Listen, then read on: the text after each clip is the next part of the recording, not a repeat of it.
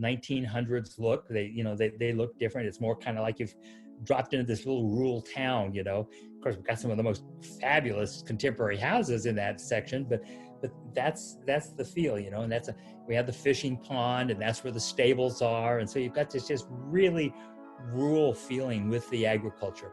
All of our common area landscaping is edible. So all the crosswalks are blueberry bushes, and there's banks of figs and apple trees, and you can just feast. And all the kids know the seasonality.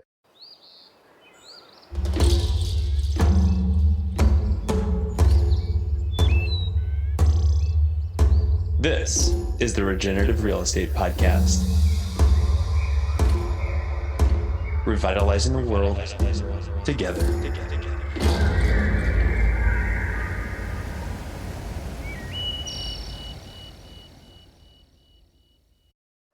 Hey, everybody. Welcome back to the Regenerative Real Estate Podcast. I am your host, Neil Collins, and I've been chomping at the bit to release this episode. Our guest, Steve Nygren, is just such an incredible visionary turned developer. I mean, if you were to accomplish everything that Steve has, you'd imagine that you'd need to take several lifetimes in order to do it. And it's just with such extreme pleasure and admiration that I get to talk and have conversations with thought leaders and action takers like this. If you are into sustainable living, new urbanism, regenerative real estate, it doesn't really matter. Steve has really put a lot of thought into what do we need to infuse into our communities and how do we need to lay them out so that people and planet can thrive. Just the incorporation of so many different things, from walkability to edible landscapes to incorporating nature and beautiful design. I mean, it all comes together so beautifully at his community, Serenbe. I have not been there, but you will tell by the end of this conversation, I'm in. I am going to visit it in a couple months whenever we have the holidays that are coming up. And I've got to see it. And I know that other people that have been there, they have walked away just feeling completely inspired, completely enamored, and are ready to move.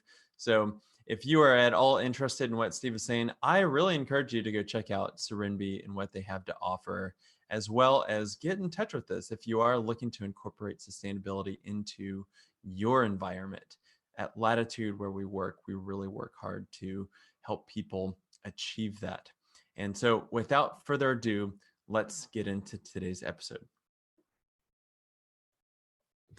Everybody, I'm so excited to have Steve Nygren here, who I now know him as a storyteller, a philosopher, and an entrepreneur. And I think if you put those things together, you get a developer at the other end. But Steve is the developer of Serenbe out of Atlanta, Georgia. Steve, welcome to the show. Thank you. Look forward to the conversation today. Steve, I just had an absolute pleasure doing homework on your story, and I want to open it up with your background, because I know that you did not grow up in Atlanta, Georgia. I grew up on the front range of Colorado near Boulder. In fact, my several branches of the family have been in Boulder County since the 1860s.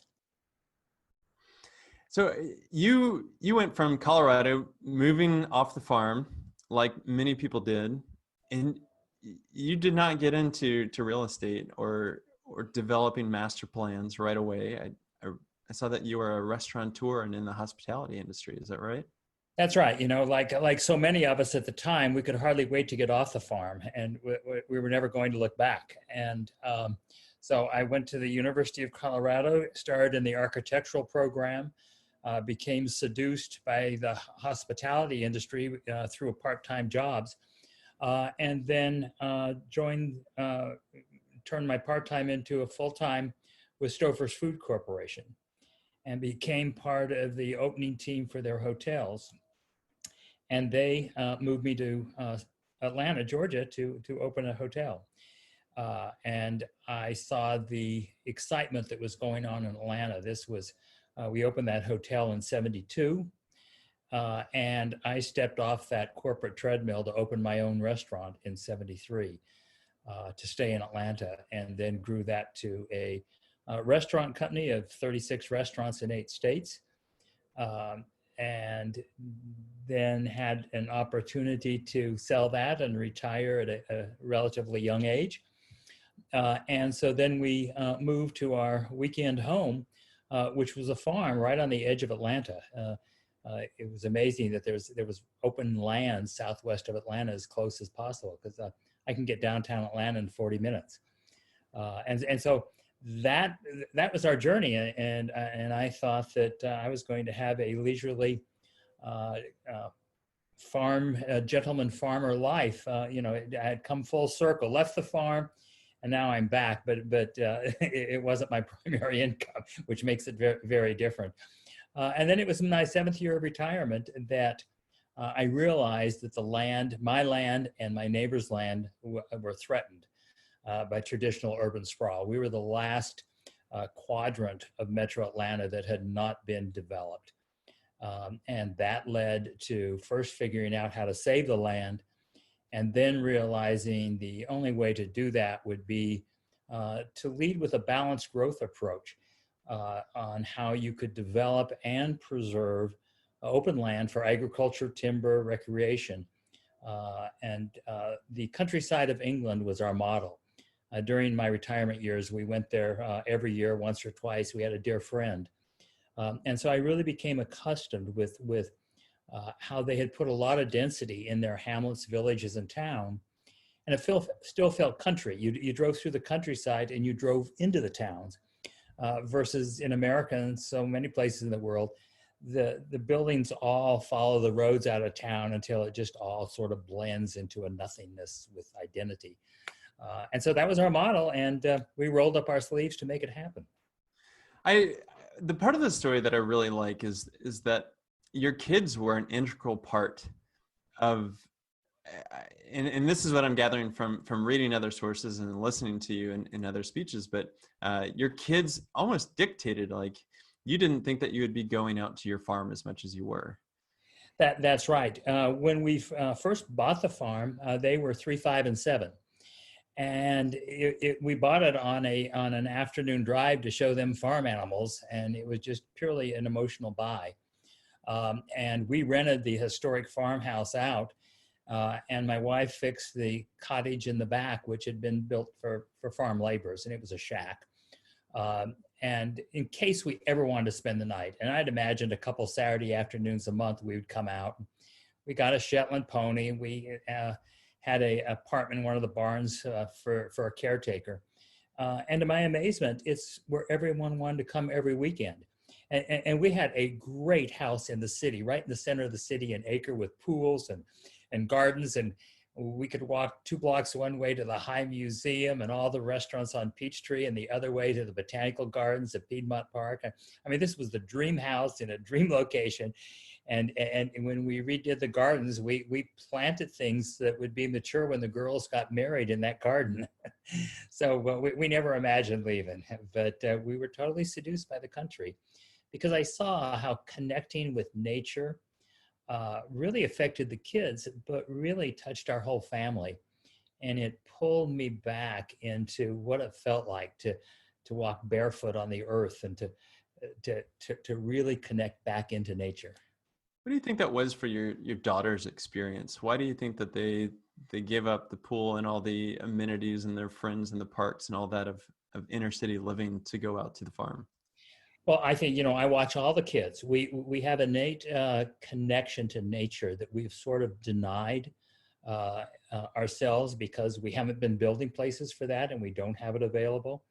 Are you familiar with Richard Louve's work, Last Child in the Woods, the book?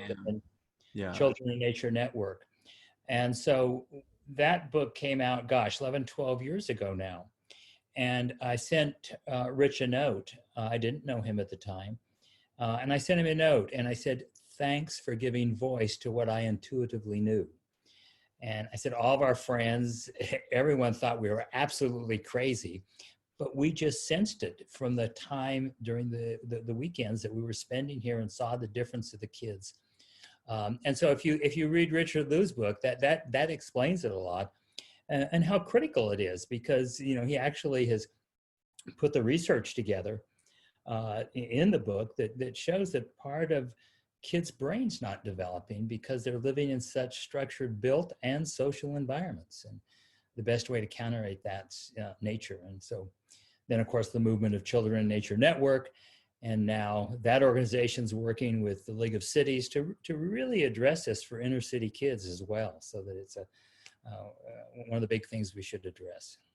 Yeah, the concept of free range childhood, it just seems to be so incompatible with urban life, even with people having that intention. We'll get it with our 4-year-old that's riding around on his bike around the block. Well, people will come up to the house and say, "Do you know your kid is outside?" Like, we do know that he's outside. Isn't that sad? It's amazing that with all the incredible things we have, one of the most common noticed things is free range kids. The kids are having fun, and they're out, and there's not an obvious adult, and it's sort of the neighborhood. When people move here with kids, they know that's one of the reasons, but it takes a few weeks for them to actually get over that panic when they don't know where their child is every minute. It's one of those things of, we don't realize how we built our environment and our cities, and how that has changed our culture to that over time. You end up with this. And what is striking me about Serenbe and what you have done is that almost a century to the year that Levitt towns started to get introduced into the country, which were the first suburbs. And this is the work of 3 gentlemen, that they were building something like 17 homes a day. And that one catalyst started us down a plan of an urban planning philosophy that we're now reeling from. And you put out something that I hope will be a catalyst for. It's interesting that you bring that up, because that is where it started. And we realized that was after a global pandemic. So interesting. I didn't realize that. After the Spanish flu. And so there was this whole attitude to get out of the cities, which were seen as bad places to be, because it spread the germs so easily because of the density. And then, of course, the interstate highway system after World War II facilitated it in a rush. So you started the story that I want to get in on the real estate side to really sink my teeth into it. Is you did something that I would imagine in Georgia was not legal at the time.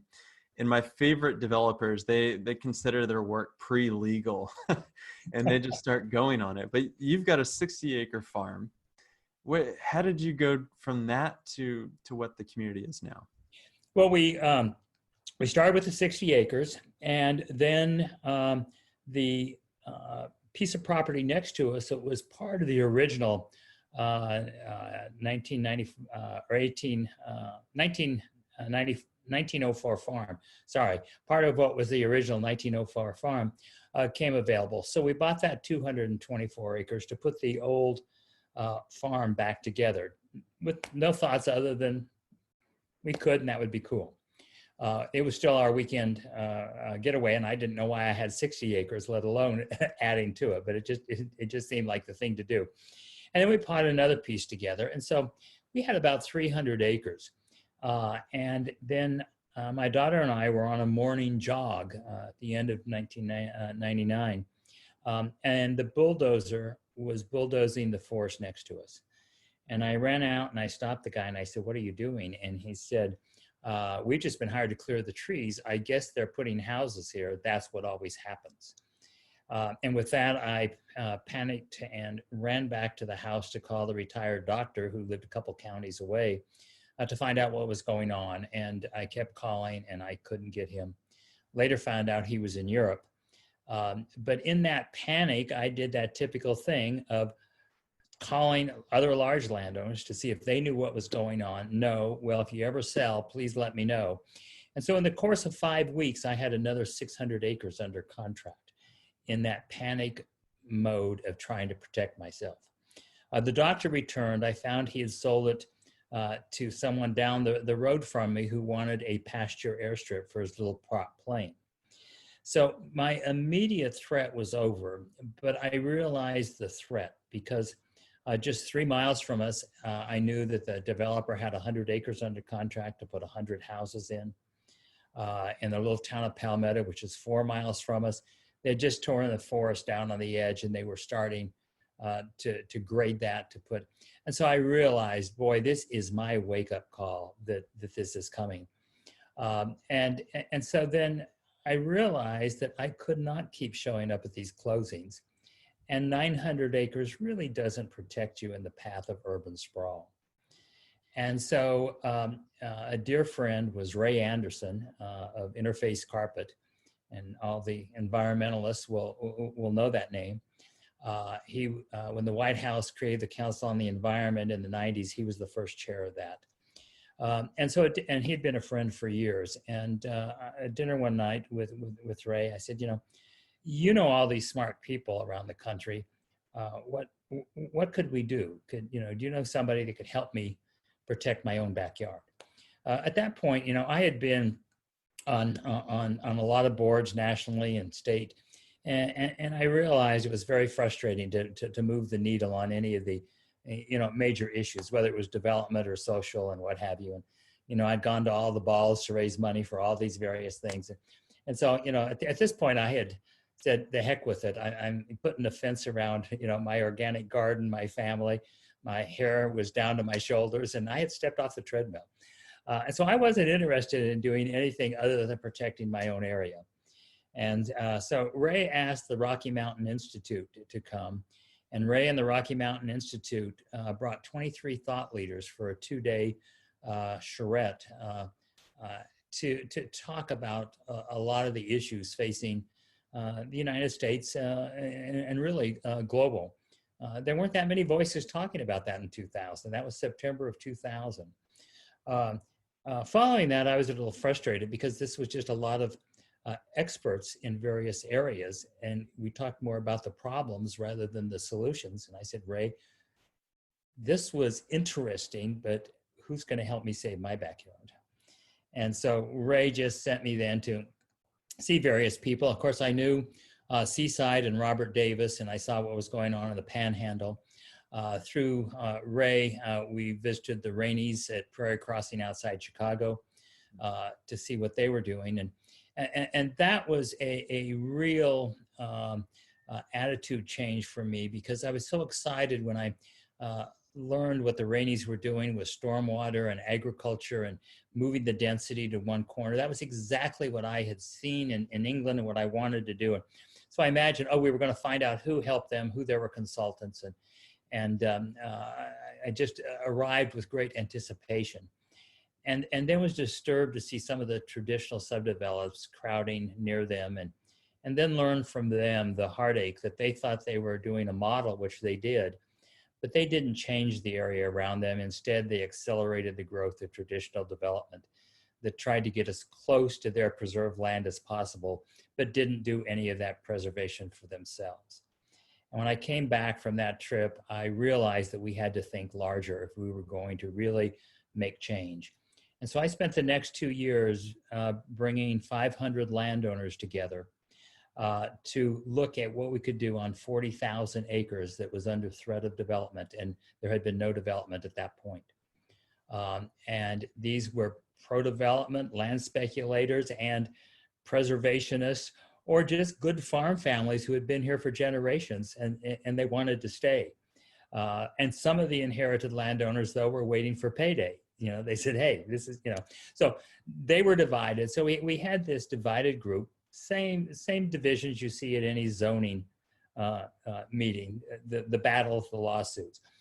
But over a course of 2 years, we had good food at every meeting, which drew them in initially for the food rather than conversation. We were able to bring a coalition together that the landowners could make more money that wanted to really develop. It isn't about development, it's about value of your land.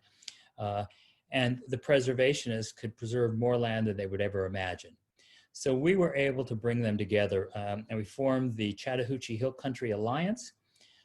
It was $2 an acre to belong and to move these programs forward. By the time we took this to the county for their vote, we had 80% of the land in the alliance to move this forward. The 20% that weren't members, they also did not oppose us. They just simply stayed home. I call them the armchair critics. You know, they never came to a meeting to educate themselves, but they never were a problem either. But if you find them on their front porch, they'll tell you everything is wrong with what we've done. At that time, I would imagine you couldn't build the density that you had in mind, or that came to be. 50% of what you see at Serenbe was not allowed at the time we started. We had to either change the zoning, get variances, or break the law when we needed to. And because we had all the experts, so I had expertise behind me, and there was many times I said, fine, you know, shut me down, arrest me. We'll take this to the front pages and you'll understand the problems.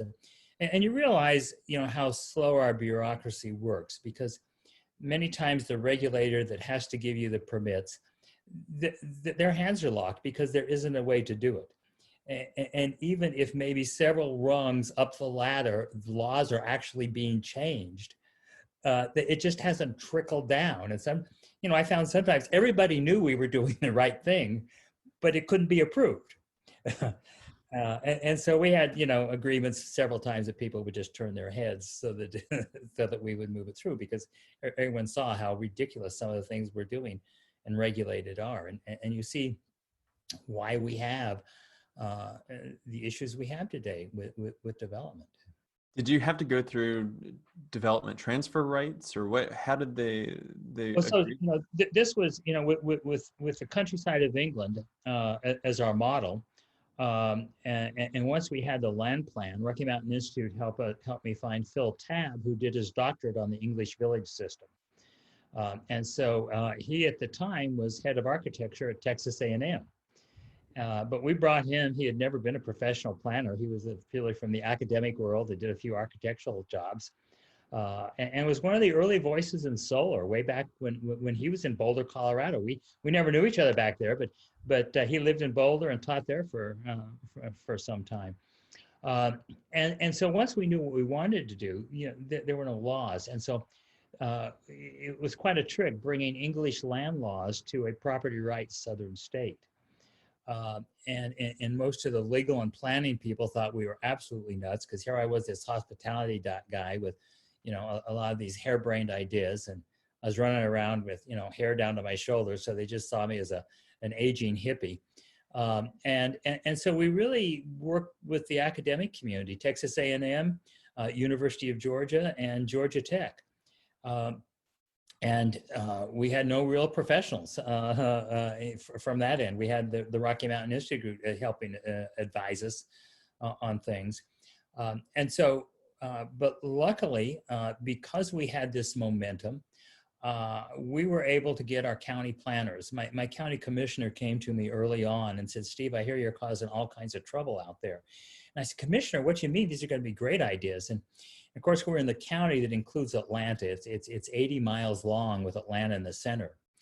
And so he said that, you know, the north end of the county had some ideas that sounds a lot like what you're talking about. And by the time they got to our commission, there were 200 ball caps for and 200 t-shirts against. Please don't set me up to where I have to vote against half of my constituents. And so I looked at him, I said, I'll tell you what, Commissioner, because we were forming this alliance, I said, if we perceive more than 30% opposition, I won't bring it before you as long as I can have your personal support and the support of the county planning. We shook hands on that agreement. And so we were moved forward with his support and the county and then we took it into public meetings to really do this. And so the county then agreed that none of the zoning they had in place at any place could fit what we wanted to do.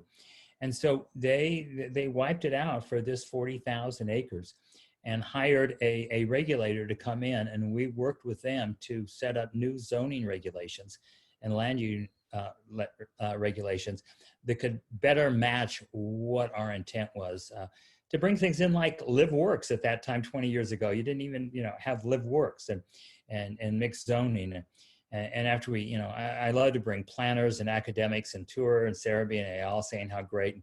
I generally bring them to the one intersection and say, now this intersection probably is still illegal in most of your neighborhoods. And everybody says, what do you mean? This is great. And I said, I know, but look here, you have single family houses next to attached across from live works, which, maybe a lot of you have them now, but you certainly didn't. And then you have commercial across from those townhouses. Now, that's the last thing. We still don't put commercial across from residential. But I said, these conditions exist in any neighborhood 1930 or before. But we have so sanitized our zoning regulations that we've taken the vitality out of where people live. And we wonder why antidepressants increase fourfold each decade. I mean, right now, where everyone is forced into where they live, I understand mental health is a real issue. I was talking to a divorce lawyer just yesterday, and they said their business is skyrocketed. They have never had so many people filing for divorce. Hey everybody, this is Neil. We are going to get back to this great conversation in just 1 second. But I think it's fair to say that right now we are facing some pretty unprecedented challenges in the 21st century. I mean, you name it, environmentally, socially, economically, we've got some big problems that we need to overcome. And that's why, for me personally, and the people that work with us at Latitude, we want to dedicate our time and our energy so that we are not only working to put food on the table and a roof over our heads, but also make the world a better place. And so if you are at all interested in combining your sustainability values with a very powerful financial model of real estate, then I highly encourage you to check out what we are doing at Latitude. We are creating something truly special with a tribe of change agents that for now is working across North America, and hopefully one day in the future, with you coming on board, we can be working across the globe. So please check us out. You can go to www.chooselatitude.com, or you can find us on social media at latitude.realty on Instagram, and we are also on Facebook. Okay, let's get back into it. Yeah, I heard it was either you're having babies or you're getting divorced. That's the two big things that are coming out of the pandemic there. Yeah, because we've built places where you're basically in your own four walls or your own fenced compound. And we just haven't built places over the last several decades that connect in a community spirit. Yeah, and I want to underscore this for people that are listening, because whenever we started to switch from, we had a brokerage with about 20 agents and several hundred properties under management. And I realized that, I looked up, I didn't like what I was doing. We didn't have a lot of impact, but all our elders were getting sick with cancer.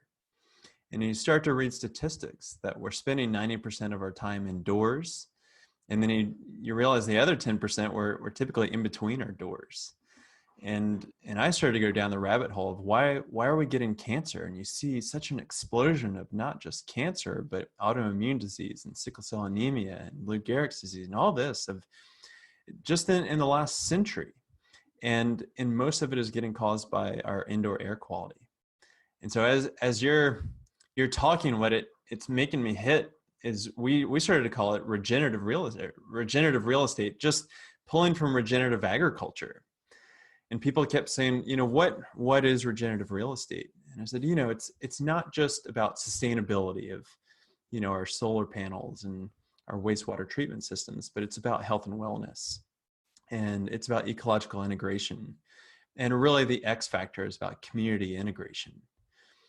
And the more and more I learn about Serenbe, the more I realize, we can hit whatever quadrant of regenerative real estate to really highlight what you've done. And so I'd love to give the listeners, like, if you were to walk through your community, what does that look like?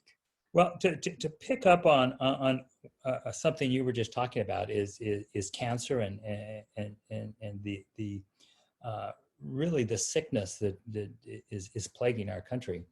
That the real estate you're talking about, how many of them had front lawns? 100%. Right. And there's a report, and I haven't been able to find it, but I saw it 20 years ago. It was just coming out. The higher percent of cancer for people that live on golf courses. So I believe that the chemicals that we use for a beautiful lawn is part of it, in addition to all the other things you saw. And we have to bring back that that whole regenerative idea of what a beautiful yard is. Because once they're chemicals, and it always drove me crazy in the city when I'd come home and at least twice a year, there was a sign on the neighbor's lawn, do not walk for 24 hours, you know? And my cat could never read that, and, you know, across the lawn and into the house and on the sofa. And I thought, well, you know, the air blowing, you know, what's going on that they actually have to legally post that kind of a sign. And then as we've looked at it now, you know, that when that happens, those chemicals are there, we've disturbed the ecosystem. And so the natural predators are some of the pesky bugs like mosquitoes and all, they get the heck out of there. And we're left with the more hardy pesky and so then we have to go get more chemicals to spray to keep the bugs away. And before we know it, we're living in the middle of a chemical, and we wonder why we're sick. There it is. And so to answer your question, if you arrive at Serenbe, I love it when people arrive at the old inn. Now the house that we ended up restoring the old historic house and adding to it. And then when we moved to a townhouse right in the middle of the community, no one could understand that I was building live works and townhouses. So I said, we'll build the first townhouse. You know, it might be one townhouse in the middle of the woods, but we'll show what we're going to do. And so you arrive there, and it's the old 1905 farm compound that's now a country inn. So people can come stay and experience that whole experience. But you come down the gravel road. That entrance is still a gravel road, and you feel like, where am I? Am I sure I'm right? So we have a sign just every now and then just to assure that, yeah, this, you know, you're okay. And then when you come through the wildflower meadow, which is that woods, that forest that was destroyed, is now a wildflower meadow. And then we deal with the transect. Phil was one of the early people that really worked with the Thornburg transect during his studies in England. And so when you arrive, we're introducing houses into the landscape. But in that first area, there are no curbs, there are no street lighting. It's just houses that suddenly you see them. And you have to leave 15 to 20 feet of the natural landscape, no matter what it is, kind of wild bushes and what have you. But you leave the natural landscape, and the driveway goes in, or the walk. No, there's no sidewalks. And then when you come to the next, then it's our first crosswalk. It's the first street light, curbs, and I left the topography exactly like it was, which is a whole other story we could get into. Is the problems you run into with the utilities, grading, all kinds of things. People aren't used to that. And so on one side, you have houses on the hill stepping down to the street. And on the other side, you have houses stepping up from the stream that's there. And so we even have a house, that's below grade from the street. When you're walking on the sidewalk, you look down into the front door. You step down to go to the front door. Common in the 1930s or before. You don't see that now. Real estate people said we couldn't do that. And so you're coming in, and then you come to the next section, and at that point, we have pulled all the houses to where they're the same distance from the curb. So you're forming an urban wall. Also, the ridge cap of the houses are gradually going up on the one side. So you move from this area with a one-story below grade around this sensual corner of the street to a four-story building, live work with a restaurants and shops below and residential above. So it's different than we see in America. It's very European in feel, but it's familiar Southern vernacular architecture. But we also mix architecture. You have to have you can't mix it on a lot, but it's along the streetscape. So we create a streetscape, and there are punctuations, whether it's contemporary or something that's not the Southern vernacular. So it looks authentic. And one thing I really studied is, once I realized I was going to be a developer, is the places I was loving and wanting to copy were towns, whether it was in America or Europe. And as I went to developments to take pictures of what I loved, I suddenly saw a sameness that wasn't as interesting as the towns. And so I really started realizing the real difference between towns and developments, because towns that develop over a century have a variety of textures and architecture. But if the massing's right, it works. And so that's what I really studied. And our house in Atlanta was in Ansley Park. This great, it was one of the first suburbs. It's considered right in town now, but in 1900s, and it was inspired by Olmsted, and so it's winding streets. It's one of the first non-grids in Atlanta with winding streets and parks. And then through the years, people would buy a smaller house, tear it down, and do contemporary. And so there were contemporary houses built, but when it was built on the same foundation and basically the same massing, it worked. But when the scale got off, the architecture didn't work, and it changed the streetscape. So just observing all of that really changed how we wanted to change the streetscapes. And in between not doing grading, leaving trees within 5 feet of the foundation, which everyone said was going to cost me a fortune. I've lost about 3% of my trees. You drive down the first streets of Serenbe that were finished in 2005, 6, and 7. It looks like a much older neighborhood with a patina. Our cafe, the Blue Eyed Daisy, this was the beginning of LEED certification. I mean, we're at the early days, and so I wanted that first commercial building to be LEED certified. But there was an attitude back then that everything was either 70s architecture or contemporary to be environmentally correct. So it is inspired from a historic 1890s roadside cafe. But it is LEED certified. And I love the people standing outside arguing whether the old road came through here and we restored that building or built it new. So that's the kind of patina that you have when you're coming down the streets. Steve, for a restaurateur and hospitality guy, you are keyed into the patterns of urban planning. Where were you drawing your influences from there, outside of just traveling to England or to Scandinavia? Are you a Christopher Alexander devotee with the pattern language, or were you getting it from your team? It was really, I did not realize it, but it was obviously from my early interest in architecture. And so also when my restaurant company, we became well known as the gutsy people that would go into neighborhoods that weren't so great. Or had fallen in disrepair. The great in the South, especially the great exodus from your small towns and what have you. And so we really built our reputation and got great deals because we came in and turned real estate around because of hospitality. We were some of the early people that really changed patterns due to hospitality.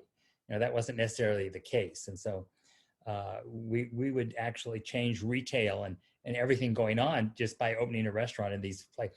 So I worked with urban planners in all these various places, we were the first liquor license in Roswell, Georgia, and Decatur, Georgia, which are all, you see it as Metro Atlanta now. There's no, they're not little towns, but but these were places that had dried up in the 70s, empty storefronts.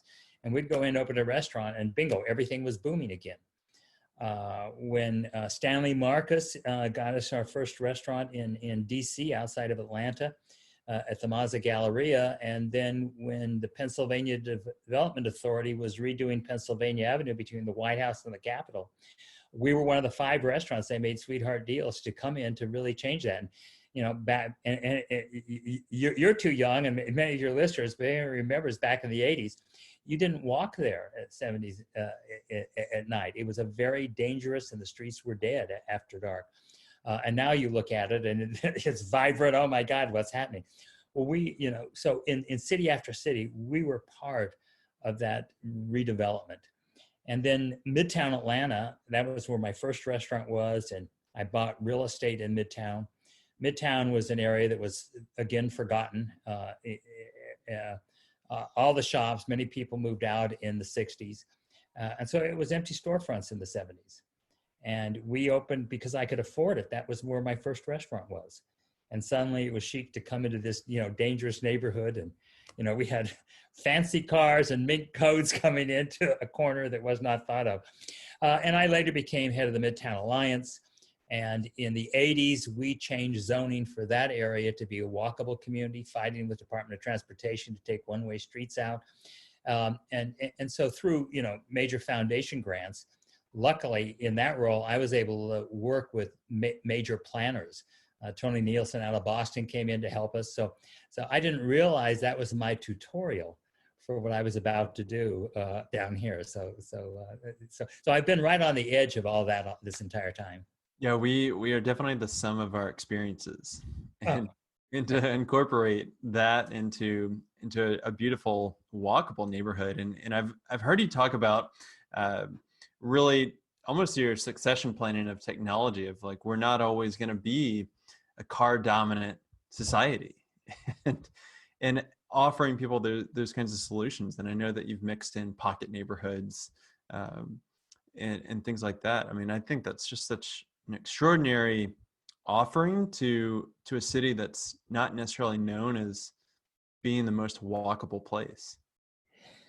Well, no, it's, Atlanta isn't, but, Midtown Atlanta is. If you go to Midtown, it is walkable, bikeable, pocket parks. I'm really proud of what has happened in Midtown Atlanta. It's a great team there that's really carrying that through today, and exciting things. But we're showing how neighborhoods can be, and right now during the pandemic, we really see that what's happening as people are fleeing into small towns, and as we can work remotely, it's hopefully the rebirth of small town America. Wouldn't that be great? But the important thing is we have to remember that how we live 20, 30 years from now is going to be different than we are today. And transportation is one of the huge things. And so, but we don't have to have a rail line or a main public transportation, because autonomous cars, it's going to be shared riding.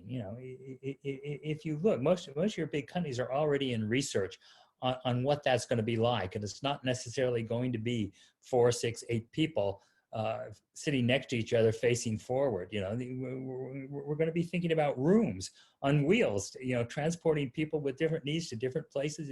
It's going to be very, very different, and probably going to happen faster than we can imagine once it starts happening.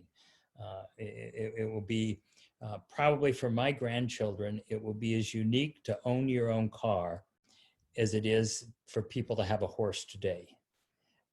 And that's just how we have to plan.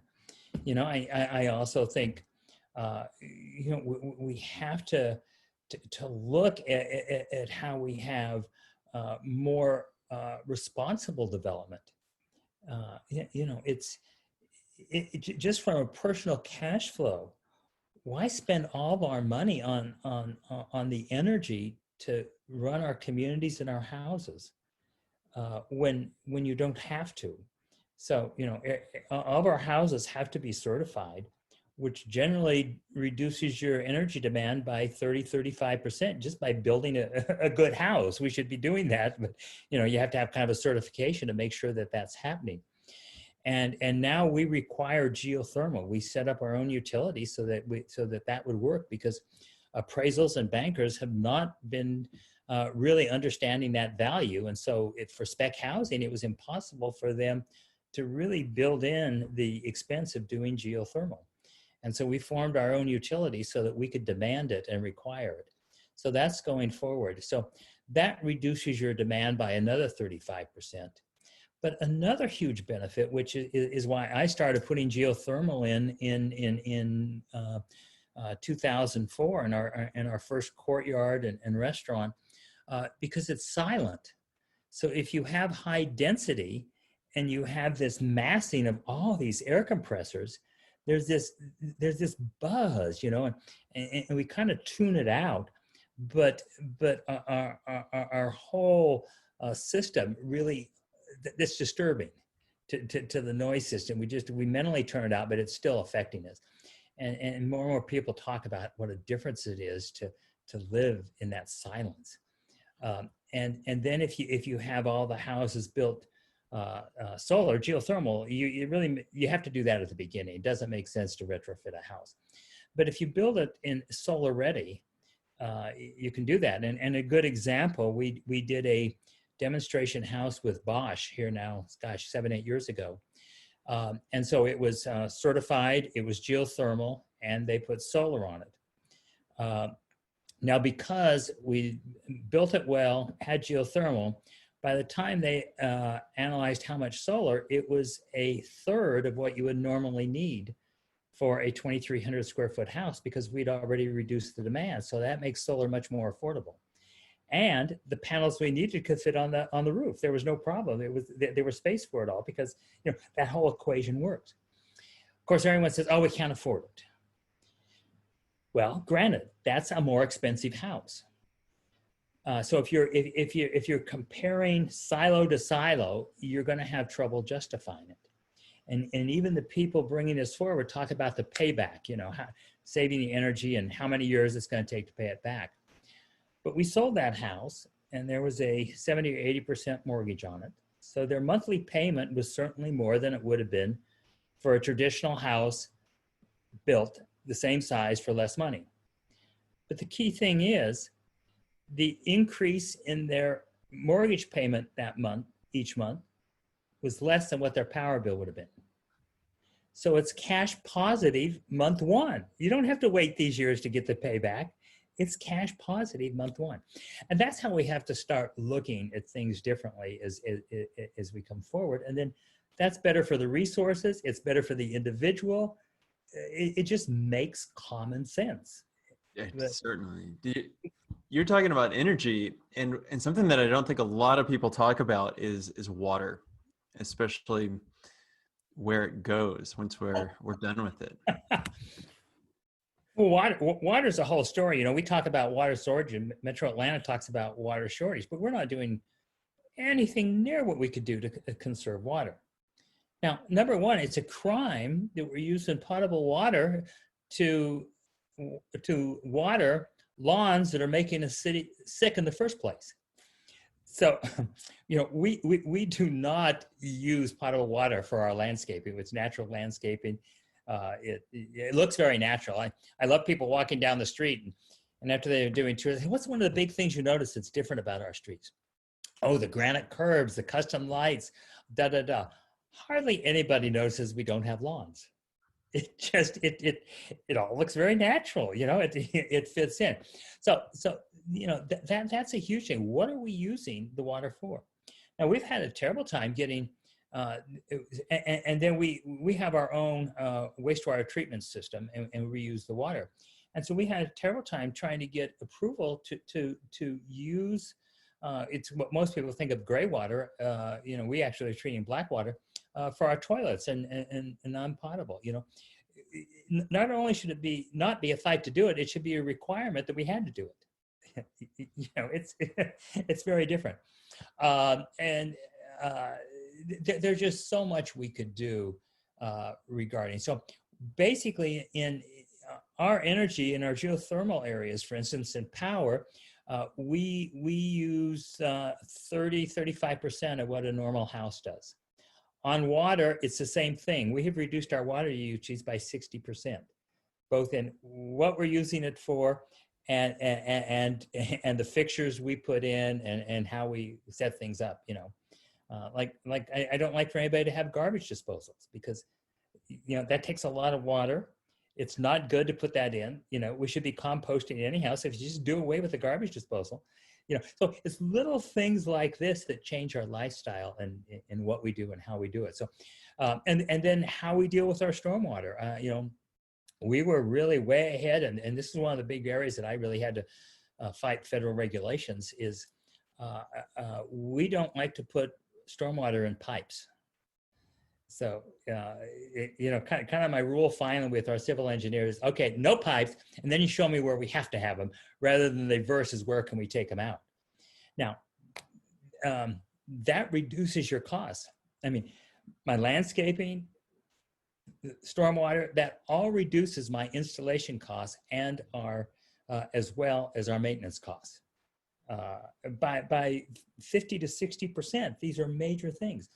And it's much more enjoyable. So daylighting stormwater, that's become more popular. In the 20 years, that's really changed. We were at the front end of that just because we had the consultants saying this is the way to do it. And so it was like, oh my God.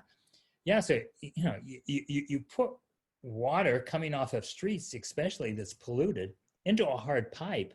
All it does is build up speed and never has a chance to cleanse itself. And we wonder why the tributaries in all of our cities are destroyed and we're turning our backs to them. And there it is. It's that one policy that we've had of just worrying about getting stormwater off of a site and not worrying about where it goes. And so that's really changed. And you see that changing in developments all over, from Los Angeles is changing the big, concrete ditch to a bioretention park. You're seeing a lot of universities doing that. Bioretention is becoming more and more. People are seeing the wisdom in it. Old Fourth Ward Park in Atlanta is a great example. If any listeners or you're visiting Atlanta, near Ponce City Market behind, there's a real stormwater issue. The city had to deal with it. And so they had a traditional, underground pipe system, and it was going to cost millions. And one of the neighbors was an architect and said, hey, there's a different way. And let's look at doing this through a bioretention system. No, it's going to be too expensive. Can't do that. Well, they got it priced out, and it saved millions of dollars to put it in. And now it's this huge amenity.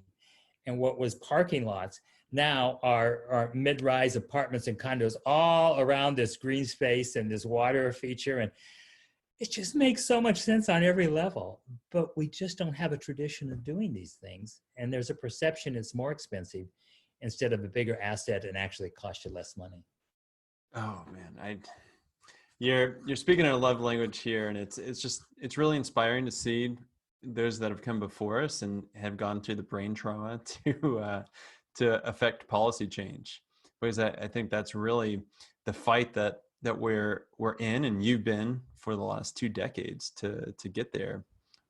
Steve, what do you think is coming next? I know that you're doing stages of development. Well, we are. When I realized that one, we want to balance growth, and density moved to 30%, and then the balance, say for open space and anything that's agricultural use. So that was the number one. So you have that balance between preservation and density. The new urbanist movement was great in bringing the density in, but it didn't have the other piece. So, people living in those densities don't necessarily have the relief of the green space nearby. And so it's important to have that balance. But once we had that in place, we looked at what were the important foundations that really made a community a community. And we believe there's 4 pillars, and that's art, agriculture, education, and well-being. And so we have really focused to bring commercial components into the heart of each of our hamlets. We call them, we have a series of omegas, and in the top end of the omega is the highest density. And we try to set an intent for the commercial users and architect. It's not absolute. It's purely an intent in how we build, what we build, and how we set it out. So our first community, Selborne, is about the arts. And so everything you see, is where we started, that we commission artists to do our street lights and our trash cans and our benches. And there's art in the community. But we also set up a transfer development fee. 1% of every house sold and resold gives a permanent funding to the arts. So we have been able to have incredible arts programming, from theater to dance to visual arts. And we're known now as that place. I mean, the Atlanta Symphony was here last weekend, the first time they've played to a live audience since March. And they were able to social distance for 500 to 600 people in one of our pastures. But so we're known as that place for creatives. And now we're getting people just moving here, professionals in all lines of art, because we set that intent out. We have place for art galleries and art schools. The second community is agriculture. And we were really the first to pull the farm right next to the houses. So the houses right next, Prairie Crossing was the early one, but there it's over in one corner.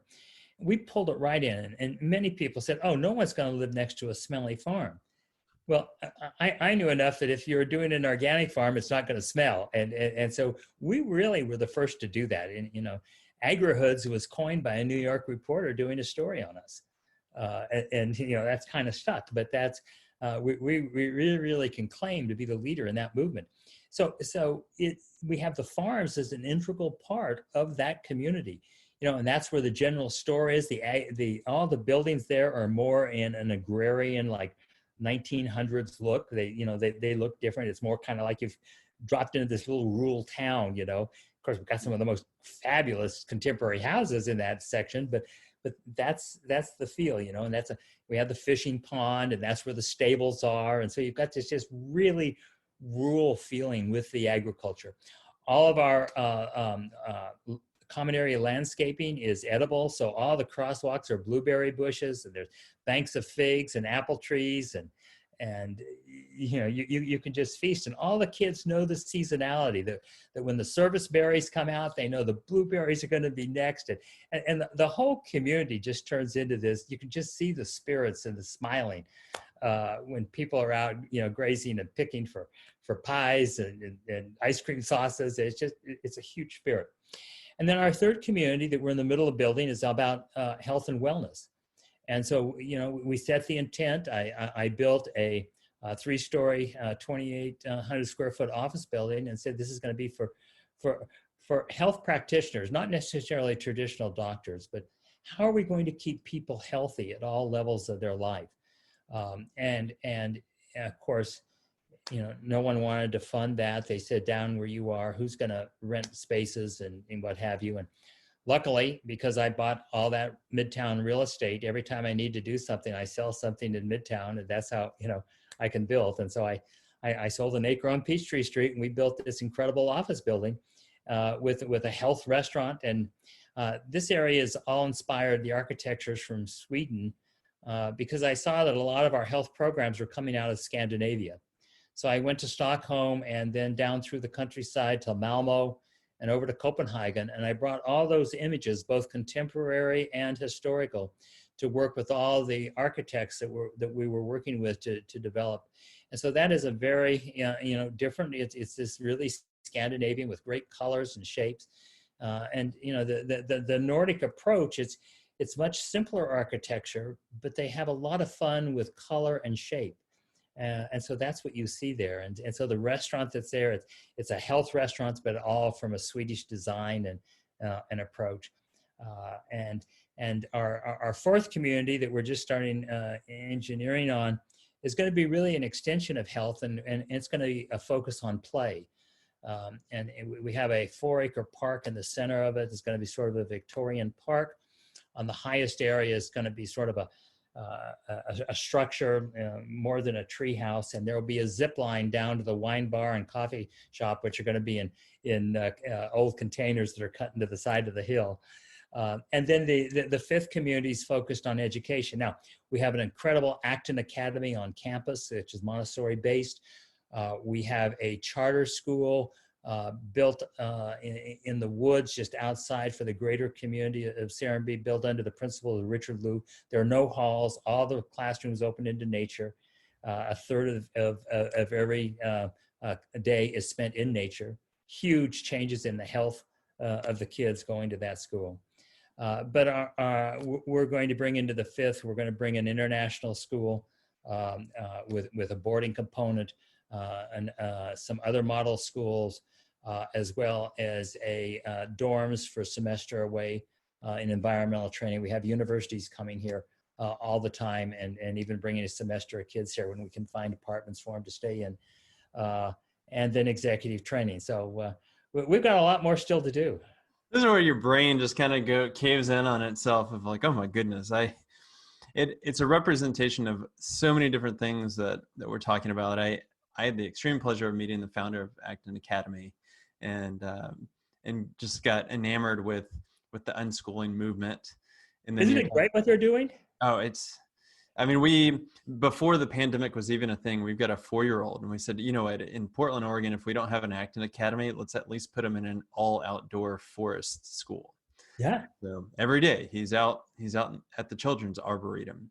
And I mean, it's certainly not a walkable neighborhood like what you're putting out. And I've got this picture of a Swedish contemporary style wellness area where, sign me up for the sauna sessions.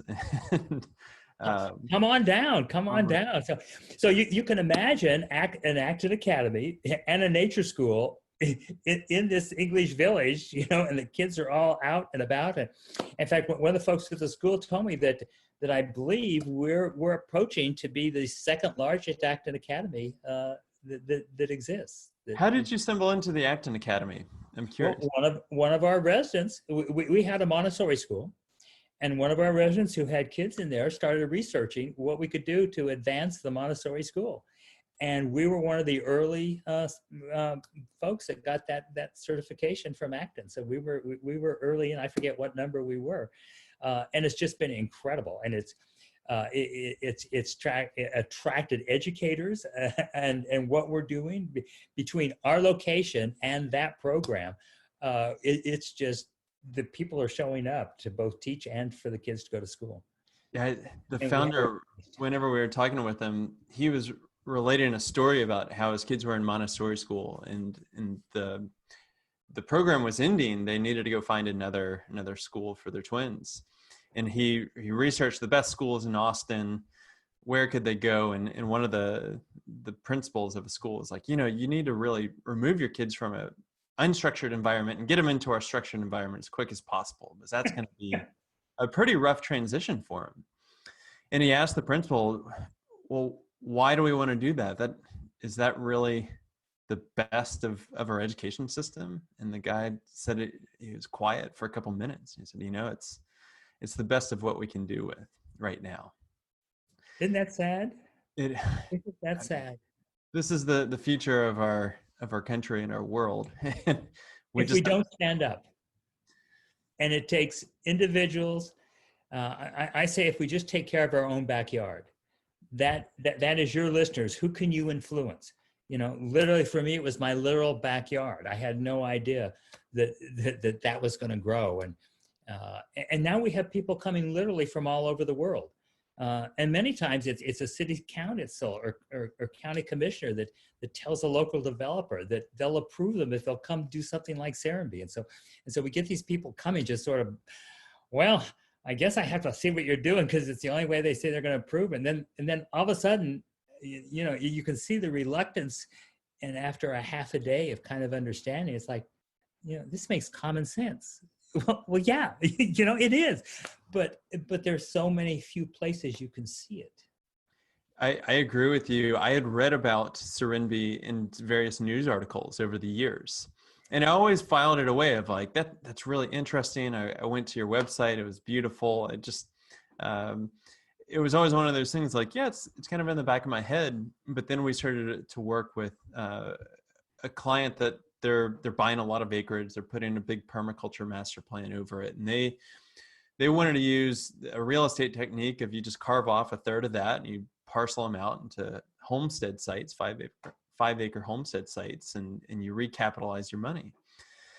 And I was talking with an architect friend of mine, Ross Chapin, who's kind of the grandfather of the pocket neighborhood movement. And he's like, if you're into permaculture, you do not want to pockmark your forest and do a really unsustainable development. And he's like, you really need to start conceptualizing rural hamlets. And I was like, a rural hamlet, we don't have that in the US. And that's whatever I stored away in my mind, it was like, there is actually a development outside of Georgia or Atlanta that is probably the closest thing that I know of a rural hamlet. And I haven't been there, but I'm gonna reach out. And so that's how this call transpired. And That's great. It's amazing what the seeds that you're planting, not only across our country, but across the globe. And if you can do it in Atlanta, then you can do it anywhere, I think. Exactly.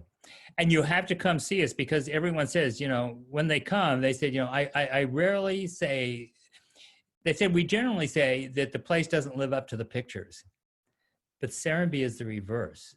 Our pictures don't live up to what you've done. And the reason is you have to feel it.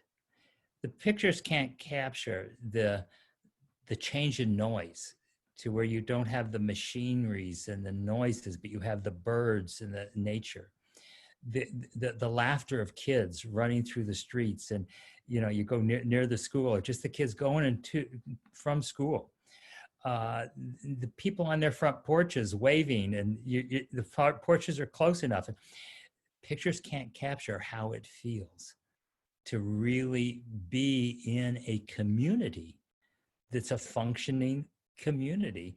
And it's especially, people are aware in this time when they're shut away. And we've been able, even in the most strict times, to social distance and still have a real sense of connectivity.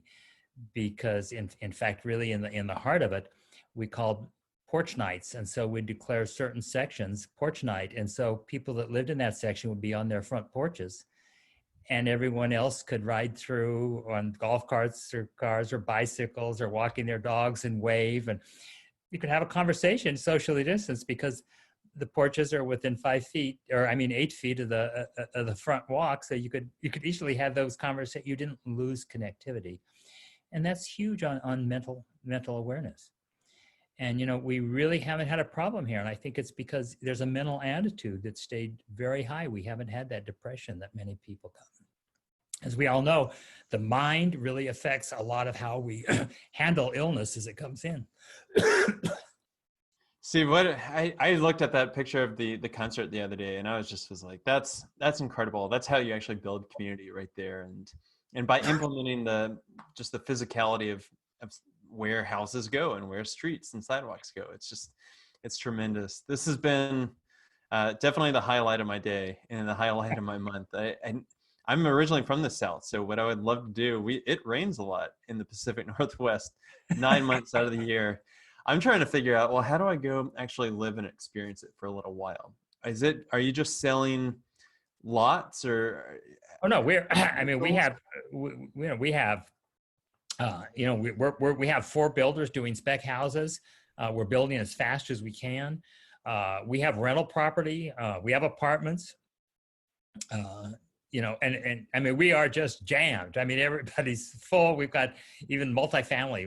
We have somebody here from LA that, bought a house, and I think they have 2 families living with them now that have all come from LA and looking for real estate. So we're, you decide, come on, we'll figure out something. I'm coming down then.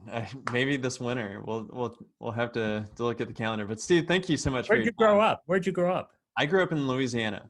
Okay. And it's one of those places that you realize the Southern vernacular. It's there. It's gorgeous. I think there's a lot of hurdles to get over in terms of the new urbanist movement. We're starting to see it, but instead of facing houses towards common green space, there's still a ton of concrete, a lot of pesticide and herbicide use. And that's why I say, if you can do it outside of Atlanta, Georgia, you can do it anywhere in the country. And to have the adoption that you've had and just the vision. God, what I mean, we've got such amazing work that's in front of us. And not only if it's somebody that wants to go build a house in Serenbe, but to pick up and do something similar in Kansas or in California or wherever. And it's happening. It's happening. They're coming to see us, and we're working with a few through our Nygren placemaking. We formed a consulting group. You know, I love to have conversations with anybody that wants to, but we finally had to put some sort of structure into it because I want to make sure that we're working with people that really have the resources to actually make something happen. You know, as we're running out of time, and so we set a Nygren placemaking conference that we have once a year. We had to cancel it this fall, but we'll be putting it in next year because of the pandemic, because it just didn't really work Zoom to do what we do. You know, you have to walk the streets, but we have consulting, and we're really dealing with people all over the globe that are really changing it, and it goes from, you know, the Midwest to the West Coast to New England. I mean, I'm encouraged. There's more awareness of a better way to develop places for the future. Well, we're gonna come and we're gonna dine. We're gonna try out the wellness. We're gonna let our kid, and hopefully we won't see him for a couple hours. Okay, we're gonna hold you to it. All right, Steve. Well, thank you so much for your time. This is absolutely incredible, and I encourage everybody to go check out Serenbe. The photos just are unreal, and if it delivers more than that, you've knocked it out of the park. Guaranteed. Thanks. Okay, everybody, that is a wrap. This is another just great episode that I'm so glad that you were able to tune in, and thank you for being interested in regenerative real estate. What we are trying to do is help people and planet thrive together by using the built environment as a catalyst. And so I've got a couple big asks for you. Number one is, can you please go to wherever you're listening to this podcast, leave us a rating and review. Those actually go so far. And since this is such a passion project for us, we really want to be able to attract the best thought leaders from around the world. Second is that if you really like the content that we're putting out, you can find us on our own Medium publication called Regenerative Real Estate.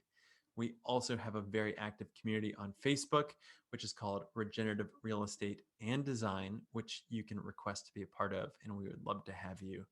And third, this goes to what we do every single day, helping buyers and sellers demystify sustainability by working with people that want to either buy a property and are trying to figure out the financing of, how do I actually live out my values? How do I put that water catchment system on there? Or how do I go finance a solar panel PV array? Or maybe I want to live closer to nature. And what are the properties that are out there that I can do that? And so we represent buyers like that. We also happen to represent sellers that maybe they've already invested in sustainable features. Maybe they have a living building or a LEED certified project. We want to help tell that story. So much of what goes on in the real estate industry is transactional thinking at best, and it translates down into agents just really don't know anything about sustainability. And for us, we think that the value is there, and we want to help highlight really the intrinsic value of it, not just the bedrooms and the baths and the square feet of what typical marketing goes on. So if you know of anybody that wants to buy or sell these kinds of properties that we're talking about, please reach out to us at Latitude, and be sure to subscribe for another great episode coming up next week.